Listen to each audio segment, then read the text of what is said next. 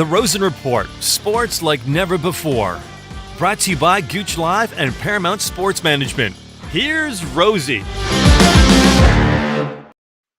Good afternoon on a nice Thursday. It was supposed to be a little dreary out, but I guess Hockey Canada maybe had something to do with this, and they called for some sunshine in Toronto. I'm pleasantly surprised. On lunch with Gooch, we talked about it, and I, as much as my heart's always with Canada and Hockey Canada, I thought that Russia was going to beat Canada. They just did not have a great tournament so far. They lost their first three, won their next three, lost their seventh game against Finland, needed Germany to beat Latvia so they could sneak into the quarters, and wow, they beat Russia, or a combination of they call Russia. It wasn't called Russia. It was the ROC, and they beat them in OT. And they get, from what I just found out from Cheryl Pounder and from Gooch, they get the USA in the semi. The other semi is Germany. Whoa, Germany's playing good hockey. They get Finland. We're going to talk about that. I am so excited to have one of my favorites all time, Cheryl Pounder. She was the one that at Gooch's event, the ball hockey event, where my medal was stolen way back in 2007. She was the one that made the phone call to Cassie Campbell, and Cassie talked to Don Cherry, whole crazy nonsense, and ended up getting the medal back. We'll talk about that. We're going to talk about a lot of different things. I'm so excited to have Cheryl back on the show, one of my favorites. But first, it's Rosey's rant. I'm going to rant. You know what? I'm going to rant today because everybody that knows me, they know I don't like referees. I never have.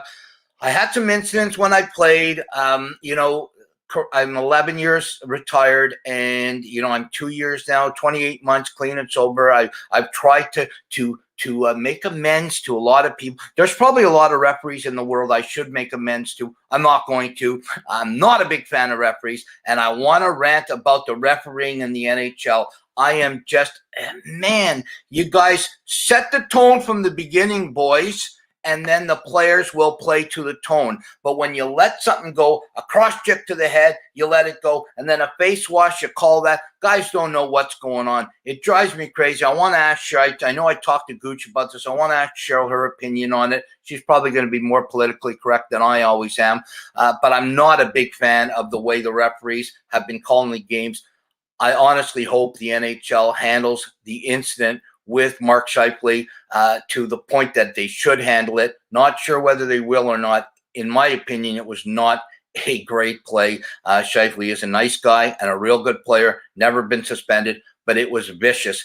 Anyways, let's bring her up. Like I keep saying, one of my favorites, Cheryl Pounder.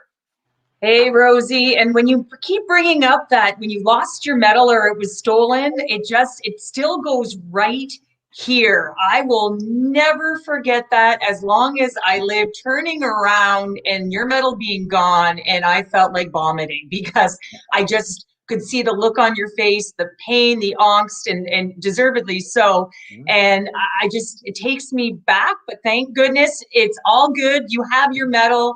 Thank you, Cassie Campbell. Thank you, Ron McLean, Don Cherry at the time. And you have your medal. So we're all good. Yeah, we are. And you know what? I don't talk about it very often. It's just usually when something happens, and obviously you were the one, because I didn't even realize it happened. I think you were just, if we just bring it up to the audience that maybe doesn't know, it was the gold medals we both won in Torino in 2006. The men did not have a great tournament. This was an event for Gooch at Downsview Park in 2007. You were getting things ready, and I think it was, if I remember 100%, you said, I'm just packing the medals up. Where is yours? And I don't remember who I was talking to. I think it was Bob Probert. I turned around and I said, I think it's there. And the next thing I know, I was in total shock. That night I was on Canada AM, and it was a massive thing. But it was your phone call to Cassie, her talking in Coach's Corner, Dawn telling the rat who stole Rosey's medal a week to the day. It was a Saturday afternoon. The following Saturday, the medal came back in the post office. It was crazy. And I remember you being so gracious, and I remember there was security behind us because there were so many medals on the table and all the kids were coming up and asking questions, and you were being so gracious because so many of them had questions about your prosthesis, and you were answering, you were taking the time, you were showing them. And I think that's maybe where it went missing. And then we turned around and I just remember feeling that, and just, everything you worked for. And thankfully it has a happy ending. And it just goes to show you that teammates, once they're teammates, you're forever teammates. People have your back. And it was a nice example of sort of the human spirit and you getting it back. So well deserved, and so thankful all these years later that you have your medal and you can still display it. Yes, and the fact that unfortunately the men's team, the sled team, the para ice we call it now team, has not won since that that fateful day on March 18th in Torino, 2006. Hopefully this year in Beijing in March, the team's getting ready for the World Championships in a couple of weeks in Ostrava. They'll win, but the U.S. has dominated. Let's use that segue into your career. 2 golds in the Olympics in 202 and 206 in Salt Lake City and Torino. 6 golds in the World Championships. Let's go back to that career. What are your thoughts? A number of years in retirement, you do a ton of great things and do the commentary now. Go back to the feelings of putting that jersey on as a player. Well, it's interesting, and I'm sure it's the same for you, Rosey, that every time I put that jersey on, I actually kissed it. And I thought, it sounds kind of cheesy, but it was always such an honor and a privilege to have the opportunity to put it on. And so for me, I always kissed it and embraced it because, the recognition that you don't know what tomorrow brings. So every time you represent your country, yourself, your family, and all those people that want to be there, you need to do it, with great respect. So for me, it was certainly one of those moments of putting it on in both 02 and 06, where you just want to do it. You want to bring it home. Both years were very, very different. 2002, of course, having lost every single game, we played to the Americans heading into that final when most people had signed, sealed, and delivered us a silver. But within the room, and you know this, that it's so important that that room has good culture and the belief that you can and will, much like perhaps Team Canada now is, they get through the quarters, that you believe you can, and how important that feeling is when you get into 1-game eliminations. And so I'll never forget, walking in to the opening ceremonies, but then of course the semis and then the finals, and being scared. I'm not gonna lie, when I talk to kids and they say, "Oh, were you so confident?" No, I was crapping my pants the night before, but learned to work with those nerves and played free in 2002 and 2006 and able to come home with the gold. So back-to-backs were pretty special. And the years in between were certainly processes of growing and getting better as an individual and as a team. And I think that we really did grow after Salt Lake because, we did have so many losses in the 2002 years. So by 2006, I believed we were the better team and we were the strongest team at that tournament. Yeah, and it's crazy that the way that happens. In 2006, we came into the Hockey Canada took the sled program. It was called sled. It's para ice now. It took it over in 2005. So 2006 was our first opportunity, and they just really wanted, Bob Nicholson just wanted us to be competitive, really was building the team towards Vancouver in 2010. And before you know it, we're in the gold medal game against Norway. And I remember the youngest guy on the team was Mark Dorian, who was 15 years old. I was 46 years old. I remember in the second intermission, we're up 2-0 on Norway, shocking the world. And guys asking me, when it ended and we won 3-0, when were you confident and that you were going to win it? And I'm dead serious. I was till Billy Bridges scored in the empty net with 4 seconds left to go 3-0. Yeah. I still thought that something could happen. But it's that team bond that you have. And this is one thing I want to ask you now. So years later, I know what it's like. Every March 18th, I get a text or an email from a Mark Newt or Billy Bridges or Jeff Snyder, our coach, because that stays with you forever. You're known as Cheryl Pounder, gold medalist, 2002, 2006. Every anniversary, is this special feeling stay with you forever every year? Oh, yeah. it's interesting because there's always women who are sending out the texts or emails, whether it's the coach or Cassie or someone sending out something. And when you're working within a team, everyone has a little group that they hang out with more often. And it's interesting to see that it just sort of all unites on those days when you're celebrating what you accomplished together, and all of the funny little stories come out, right? Some that you can repeat, some that you can't. And in 2006, that day, I'll never forget it because my nephew was born that day. I remember my sister calling me. Imagine this, my sister calls me on the way into the rink. So we're supposed to put our phones away. And it's kind of one of the last calls I get. And it's her saying, "You're an aunt." And I'm like, "Yeah, you weren't due." And she said, "I had to have emergency C-section." And I was like, "What?" And my parents were in the stands for the birth of their first grandchild. So they hadn't heard the news. And so I'm all over the map. I know where I'm supposed to be from an emotional standpoint. I've worked a lot on this, getting ready for this gold medal performance. And I was all over the place. I mean, I was bigger than my hair. And I remember turning to Sammy Jo Small, of course, very well, who just put out a book.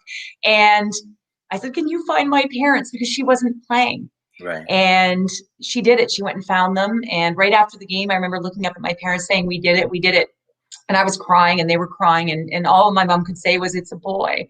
And so every anniversary for that 2006 gold medal, it's interesting because, it's the birth of my sister's first child. And that memory really strikes home, as well as winning the gold medal. So it's kind of puts things into perspective, but there's always great stories, shenanigans going around, and yes, shenanigans on these days. And when we reunite, we have fun, just like we did after we won. Absolutely. And it's funny you say that because we're now in the broadcasting business. We both do the color commentary, you for the women's game and myself for the para game. And it's funny you say that because I retired in 2010 after Vancouver. 2011, the first time I'm working for TSN, I'm working the London games. There's Sammy Jo Small. Yes, Pounder. Love Sammy. One of the greatest people in the entire world. And I'm calling her husband, Billy Bridges. It's the gold medal game in London, Ontario. I'm doing the game with Vic Rowder, one of the best. He's never done para before. And I get a text from my son-in-law that my first grandchild was born. And I look up, I'm talking to Vic, and oh my God, I'm a grandfather. And me and Vic are going, and to the color person, the color commentary, the truck continues to talk to us, not so much to the play-by-play person, and finally, Steve in the truck says to me, "Rosey, congratulations, but you're on live. Stop talking about your grandchild and start talking about the game." Yeah, you're adding the human element to it, Rosey. It's nice, right? It's great to bring perspective of those moments because they're actually very freeing for us, the recognition that there is more to life. And I think when we find that balance, it enables us to free ourselves as athletes too, to perform. And you hear that a lot, that we find that as athletes later when we're actually retired, and we kind of wish we learned it when we were in it. And I think reflection becomes a very big piece to performance. And if only we knew that then, that we could reflect while we were in it, so to speak, so that we could learn and grow. But yeah, some great stories and memories along the way, and ones that help shape us and the people that we become. Absolutely. Listen, I want to talk to you about the job as a color commentary person. I want to get the first time you did it, because the first time I did it, and I don't think a lot of people watching would understand this. So I get in the booth, get the headset on. I'm not 100% sure. I worked with Dave Randolph, who I love. He's the play-by-play man for the Tampa Bay Lightning right now, and I hope they go a long way. Dave's incredible. He taught me a lot, but I didn't realize the amount of pressure on the color person. Now they tell me right away, okay, so you got to call it. Don't step on the play-by-play. Make sure you say stuff. Make sure you work together. Make sure that the truck is going to talk to you continuously in this year. If you want to talk back to him, make sure you press this button. Otherwise, everybody's going to hear. And what an amount of pressure on the color commentary, because you have to do so many things. Go back to that first time you put the headset on and you were doing color. what was it like? Was it the same amount of, oh my God? Well, I think what people don't know who might be at home and have never done it or didn't go to broadcasting school is that you do have so much going on, right? You've got producers in your ear, someone's talking to you, you're listening to the play-by-play guy. And for me, the first time, I think it's hilarious. I was working with Steve Coulias, and he was doing the play-by-play, and I typically don't have a problem talking, often talk way too much. And I get in the booth thinking, I'm just going to comment on the play. I'm going to talk about what happened and how it happened, the why. And I'm just kind of doing this. So the first few minutes go by, and I think Steve's probably thinking, oh no, who did they give me? Another one of those again, right? And I couldn't see it because if I was sitting at home on my couch, I could tell you exactly what happened. But all of a sudden I got into this lens, this vantage point, and I was kind of just doing this. And I've got people in my ears, and then there's a whistle, and I'm thinking, what do I say? And I think Steve looked at me and he was kind of like, what do I do? So he lobbed up a question. I think he said something along the lines of, hey, Pounder, was that an icing? I mean, come on now, right? And my first response on air, the very first comment that I made was, I have no idea, Steve. And I even said his name. So the cameraman fell down laughing and proceeded to say, I'm never going to forget you. And I didn't know what to do. And eventually, you work your way into it and you figure it out. But it takes reps. It takes the doing it over and over to learn those idiosyncrasies, the timing between the replay, the breaks, the pauses between different play-by-play guys or girls, and Right. and having that ability to listen for those pauses and make it the chemistry. So really it's time, it's learning, it's like anything, practicing.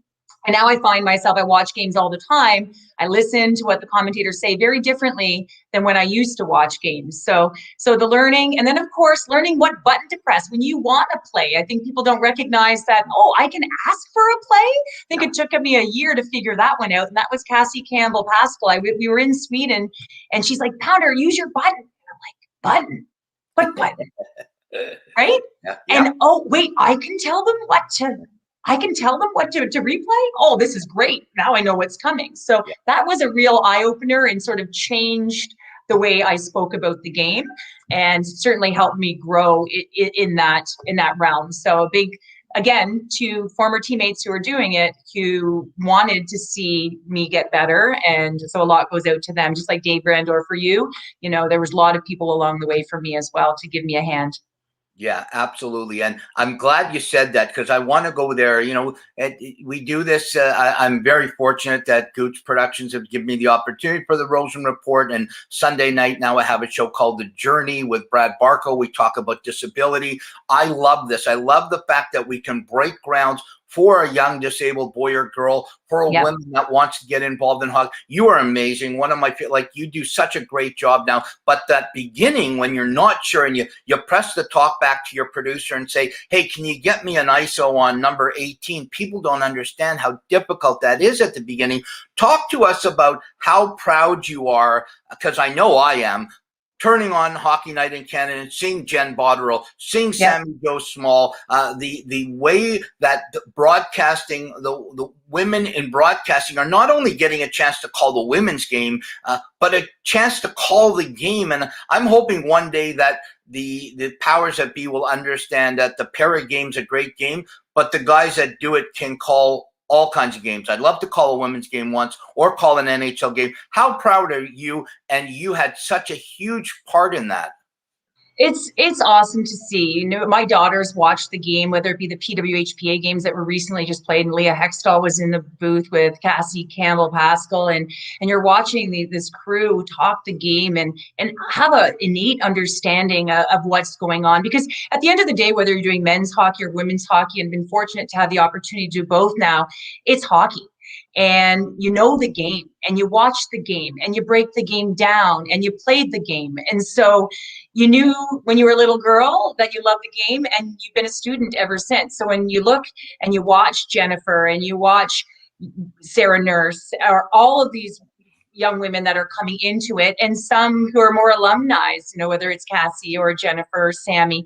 I think it's awesome to see because they all bring a different perspective and a different light. Just when you look at ODOG with TSN, or you look at Kevin Biekska, everyone brings something different in the way they speak about the game. And so the way it's articulated is different.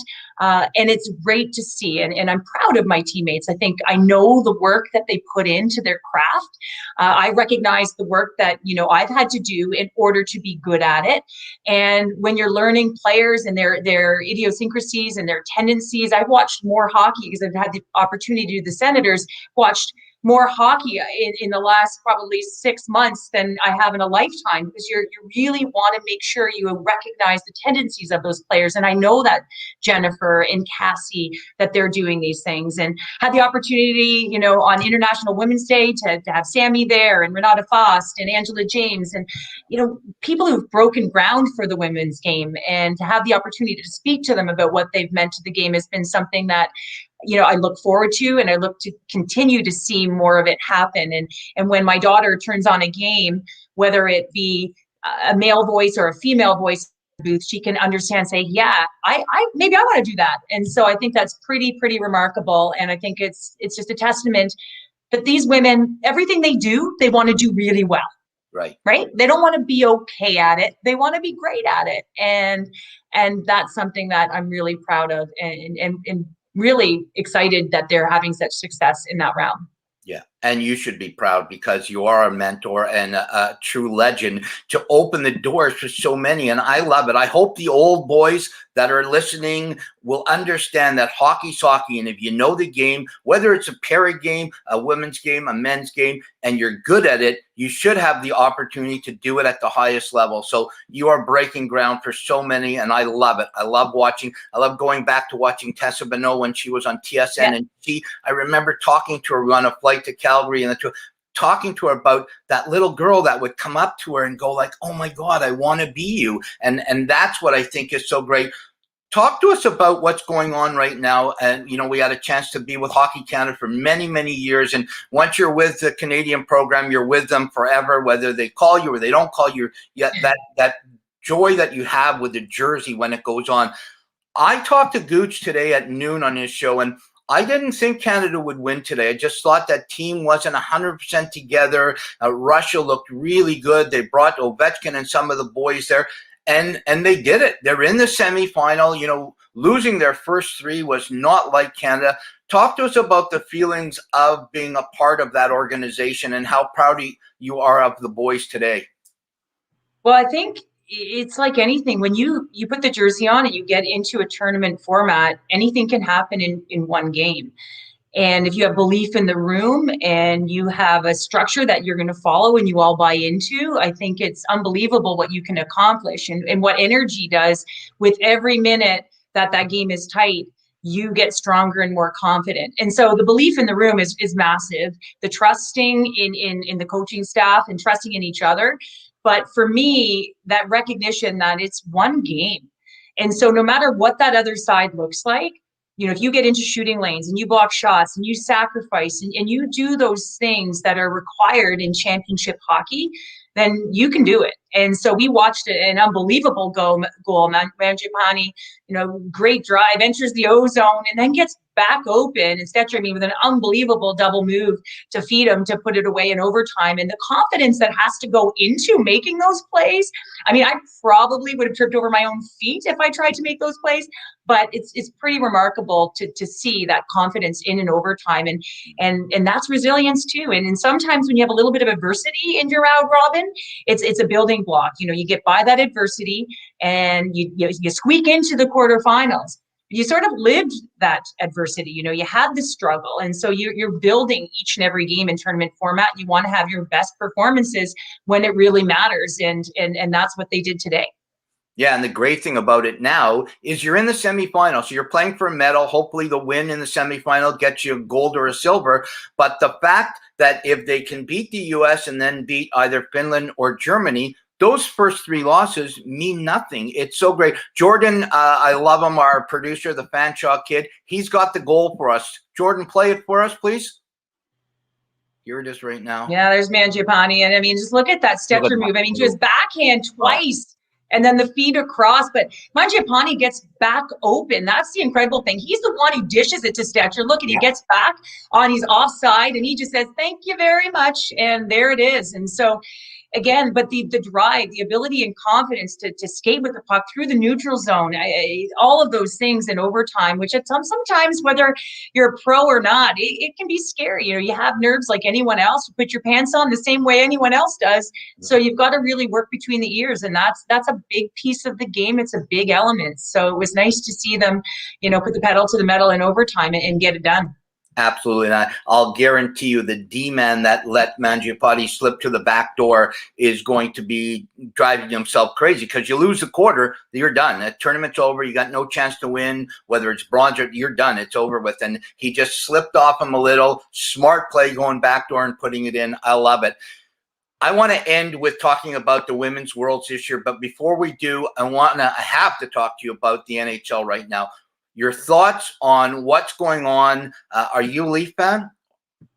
I'm a hockey fan, but I live amongst Leafs Nation, so it's a very my house has been somber because my oldest daughter is a diehard with my husband, who've been waiting forever for this series win. So I'm on both sides of it here because I just love the game and I want a great hockey and I want to watch great hockey. But yeah, I've got a Leaf household here and I've got a Habs household at my parents. So it's pretty interesting. It's funny. My father was a diehard Montreal Canadiens fan, and he passed away 2 years ago. But he used to always call, no word of a lie, he would call at 10 o'clock at night if the Habs won against the Leafs, and he would call and ask me to wake up my 6-year-old at the time. Say, yeah, Cheryl, do you mind waking up Lauren? Because, we've got something to say. Imagine this, 10 o'clock. So this is the dynamic that's been happening in my household for forever. Yeah, so that would have ended not good now if the had a chance to rub the Habs win over the Leafs dish. Okay, we'll leave that alone. On Saturday, we do a roundtable, Gooch, myself, and we get 2 guests on. I'd love a Saturday down the road. I know you're crazy busy, to get you and Sammy. Sammy's been on the show many times, to get you and Sammy on the roundtable on a Saturday, just to pick your brains on the game. What's your thoughts on where we are today? Last night, great game. Colorado winning in overtime. Great goaltending by Grubauer to win that. I thought Vegas would have won that game. Thoughts on the playoffs this year? Well, it's interesting. We've talked about the officiating, so I think we have to save that for the roundtable because you'll run out of time here, Rosey. But again, Colorado, I mean, they've looked unbelievable. I mean, McKinnon's stats right now are just off of the charts, but the goaltending, I mean, the matchups in the goaltending, and even if you go to the other side with Winnipeg and Montreal now, I mean, look at the tenders that are still in right now. And I think it's great hockey, in particular, Colorado. So I'm looking forward to watch every night and watching whether it be specialty teams or the 5-on-5 play, because it's pretty amazing what can happen, and anything really can happen, as we watch with what just happened with the Leafs. So whether you're down to zip like Colorado and Vegas, it's going to be a tough one to get back, but Vegas has the goaltenders, and Mark Stoney, you got guys got a lot of characters, so there's a lot going on there. And then I think it's going to be a lot to talk about and see how Montreal kind of addresses Winnipeg after the Scheifele hit the other night. So I think there's going to be a lot of action, and think there's going to be an undertone to that series for sure. Give us your thoughts if George Peros calls you. I know he won't call me. He's not calling me. Let's say he calls you and he wants your advice. How many games do you give Scheifele? Oh, that's a tough one. I mean, I know a lot of people want him gone for the series. I think, just in the fact that it was a Zoom meeting, not an in-person, he's going to get a couple for sure. Waiting to hear that. I think, both camps are thinking different things. Whether you saw Paul Maurice came out today and said, he didn't leave his feet. And then other people are saying, hey, what are you talking about? He charged 200 feet down the ice.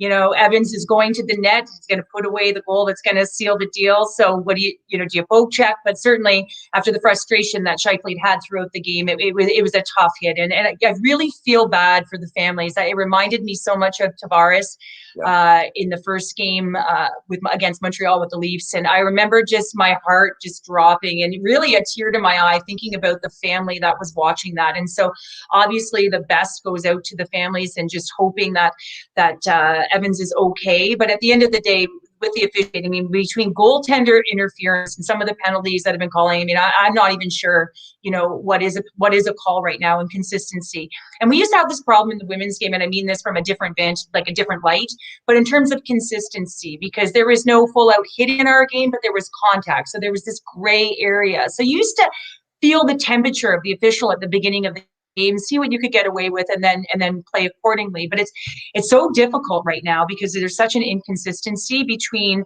regular season and playoffs. So I think there's a lot to be discussed. And again, that could be a roundtable. Yeah, no, absolutely. I'm looking forward to it. Let's segue into something you love, the women's game, and we all love it. To me, fantastic that the powers that be used their brains and said, we have to have a women's world. This is crazy. I know it's a COVID world. We'll work it out. So tell us all about the games, when they are, and will you be a part of the broadcasting crew? Yeah, so we will be in Calgary, and I'm sure that I believe the dates of the 20th, starting on August 20th. I could be a bit off by a day or so. It was just announced, but yeah, it's going to Calgary, which is great because depending on what's going on at that time with respect to the pandemic, Calgary has hosted the bubble, whether it be hockey, curling. So there is familiarity. Hockey Canada did a great job with the World Juniors, so it has happened in Canada. And I know that Hockey Canada did not want to give this tournament away. They wanted to host it. So right from the onset, when it was canceled, when Halifax said they would not be hosting it, or said that they couldn't at that time, Hockey Canada knew that they still wanted to keep it. So looking forward to getting these women on the ice. Of course, their centralization roster has been announced, but their team has not. So what that means is that the 28 athletes that are going to be moving, training full-time together to vie for a spot in Beijing on the Olympic team, that has been identified. However, the 23 players that will be at the World Championships in August has not been identified yet. So there's some work to do this summer to announce that final team that will play in Calgary, but certainly very excited. It's been since 2019, the World Championships in Finland, and these women have had just a tumultuous 2 years. There was the rivalry series, so they did get some games in 2020, but not much, right? So they've been training intermittently, trying to get on the ice and wanting to showcase their game, which is why those PWHPA games were pivotal, because my daughters, whether it be daughters or sons, can look up and say, wow, these are the women that we're going to be watching. So for me, I'm ecstatic that it's happening. There was a lot of questions around why it was canceled and all of that. And so stepping up to the plate and making sure these women have a platform in August is something that was pivotal and a priority. And I'm certainly glad that this happened because it needed to happen and needs to happen. Yeah, fantastic. And you will be a part of the broadcast crew? Yes, I will be in the booth. I've been on the panel recently with, like I mentioned, with the senators and stuff, but I'm now going back into the booth where I haven't been since the rivalry series. So I'll dust off some rust there, Rosey, and, I'll put the headset on and have a lot of fun using my buttons so that I can put the replays together. How's that? The first time you hit the talk back button, think of me. Yeah, I will. Are the games going to be at the I know the men's team right now, the sled team is training at the Hockey Canada facility in Calgary at Winsport, and then going to Ostrava. Are the women's worlds going to be there or at the Saddle Dome?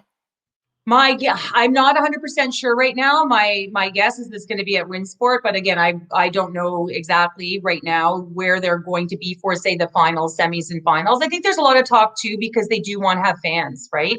So in that respect, if they were able to have fans, I would love the Saddle Dome because, right, the opportunity to have fans. So I think a lot will be determined by what happens within the pandemic and whether or not vaccinations occur at what rate so that they can get bodies in the building and get eyes on these women live and create, what it's like, create that atmosphere that we're craving. I mean, when you turn on the television and you see Colorado and you see Vegas, or whether it was Florida, I mean, it was unbelievable. And my eyes kept panning to the crowd more than it did the game, because it was a reminder of how awesome and hopeful and optimistic life can be when we see that sense of normalcy back. And it reminded me of how much I missed it, how much I missed playing in front of people, and how important that piece is to share the games. So a real difference when you went back to the North Division and then you were witnessing this as a viewer or as a spectator, and the vibe in the arena.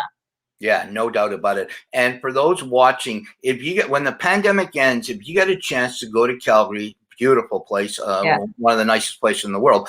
But if you get a chance to go to Winsport and just see the building, the structure, what they've done, what Hockey has done with the way the teams that train there get a chance to train, and then right across the street is the Canada Center for our what's called? It's the Hall of Fame. It's where the Canadian Sports Hall of Fame is. It's incredible, absolutely beautiful. So if you get a chance to do it, do it. We have been so fortunate on the Rosen Report to have Hall of Famer, in my mind, Hall of Famer Cheryl Pounder, number 1 in all of our hearts. Number 11, always on your program. You are the absolute best, Cheryl. Darren Luck says, Rosey, please tell her I put her name up for Department of Safety job. Awesome. Okay. Yeah, there you go. Yeah, lucky. With the last name Pounder, that's going to go over great. Yeah. In safety, yeah. Lucky's a great guy. Lucky has been around the game a long time. Huge Leaf fan. He was ready to jump when the last game ended, but it's. You just want people to settle. I think one of the things is, like I said, I've got a lot of Leaf fans in this household, and of course there's dejection, but the way in which we talk and handle that is very important, right? With social media, especially, our angst is pointing fingers, and that's okay. That's part of it, but we got to remember, people are people, right? It's very important to remember that. But there's a lot to look at. There's a lot to look into. Of course, Haley Wickenheiser is a member with the development, Danielle Goyette now with the Leafs program. So some more women that are making their mark from a development standpoint in that organization. So great things are happening out there, and I guess Leafs Nation just has to stay the course. Absolutely. I got to ask you one last question. I know a little overtime, but I very rarely get a chance to get you on the show, and you're so busy. I definitely want to work out something on a roundtable Saturday with you and Sammy. The ground has been broken so much by incredible people like you, for the young women out there to realize they can do anything. You're an incredible motivational speaker. I've loved watching you. A young girl comes to you, Cheryl. She's 10, she's 12, she's 15, and wants to know how Cheryl Pounder did it, because she wants to do it. What do you say? Well, I think you share your experiences, but I don't want that little girl to be like me. I want that little girl to be her. And so, you share your knowledge, you share your experiences. I know that so many people have helped me along the way. Great male mentors, my family, great female mentors. And I think it's really important that we share the work ethic that goes into it, the passion, the fun. It's really important to enjoy what you're doing. And I'm not saying that I always enjoyed it. There's always moments in time where you question, and sharing that as well. Sharing that it's okay to feel like, oh, do I want this? And to question.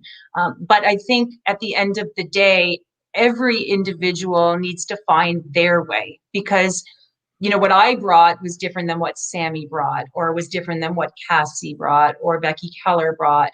And we can learn from everyone. But I think at the end of the day, you have to be you in what you want and what you're passionate about. And I think when you look up at people and look